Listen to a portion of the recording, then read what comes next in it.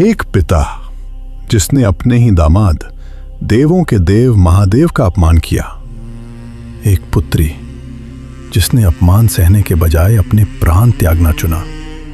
और एक भगवान जिनका क्रोध ब्रह्मांड की हर सीमा तोड़ने वाला था। ये है शिवपुराण की वो कथा जिसने सृष्टि का संतुलन हिला दिया। सती का यज्ञ और महादेव का प्रचंड तांडव।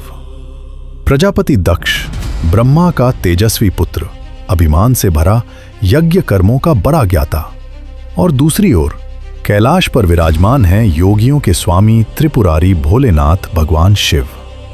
दक्ष की पुत्री सती शिव की अनन्य भक्त, जिन्होंने जन्म जन्मांतर की तपस्या से महादेव को पति रूप में पाया।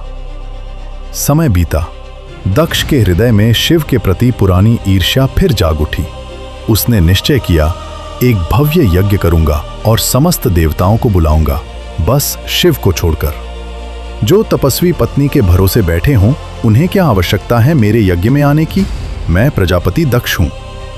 सती ने सुना कि उनके पिता एक महान यज्ञ कर रहे हैं, पर निमंत्रण पत्र में अपने और शिव का नाम नहीं। पुत्री का हृदय तड़प उठा। स्वामी, पिताजी यज्ञ कर रहे हैं, मैं पुत्री हूं, क्या मैं बिना निमंत्रण भी नहीं जा सकती? शायद उनका मन बदल जाए, शायद वे आपका सम्मान करें। सती, जहां तुम्हारे प्रिय का अपमान हो, वहां जाना स्वयं का अपमान है। दक्ष का यज्ञ अहंकार से भरा है, धर्म से नहीं। मुझे यकीन है वह तुम्हें भी चोट पहुंचाएगा। एक ओर पति की आज्ञा, दूसरी ओर पिता का घर और बचपन की यादें। सती का मन दो टुकड़ों में बंट चुका था। आखिर सती ने निर्णय ले लिया, वह अकेली ही यज्ञ पर पहुंची। पर स्वागत के फूलों की जगह उनका इंतजार कर रही थी कटुवाणी और तिरस्कार। पिताश्री, मैं आपकी पुत्री हूं, आपके यज्ञ में आई हूं। पुत्री तो हो, पर अब किसी वनवासी भस्म स्मशानवासी योगी की पत्नी भी हो, जिसे देवताओं के बीच बैठने की भी शिष्टता नहीं, वह मेरे यज्ञ में क्या सम्मान पाएगा? दक्ष के शब्दों ने न केवल शिव का बल्कि स्वयं सती के अस्तित्व का अपमान कर दिया। तुमने महादेव का अपमान नहीं किया पिताश्री, तुमने अपने ही भाग्य को ललकारा है। जिन्हें तुम भस्म स्मशानवासी कहते हो, वही काल के भी स्वामी हैं। आज से मेरा जन्म, मेरा रिश्ता, मेरा पितृगौरव सब समाप्त। ऐसे पिता की पुत्री कहलाना भी अधर्म है, जो भगवान का अपमान करे। अपमान की अग्नि यज्ञ की ज्वाला से भी अधिक भयंकर थी। सती ने निश्चय कर लिया, इस देह को जो दक्ष के घर में जन्मी, अब यहीं त्याग देंगी। हे आदियोगी, हे मेरे स्वामी शिव, यदि मैं आपके प्रति एकनिष्ठ रही हूँ, तो यह देह आज इसी अग्नि को समर्पित हो और मेरे अंत से अहंकारियों का अंत प्रारंभ हो।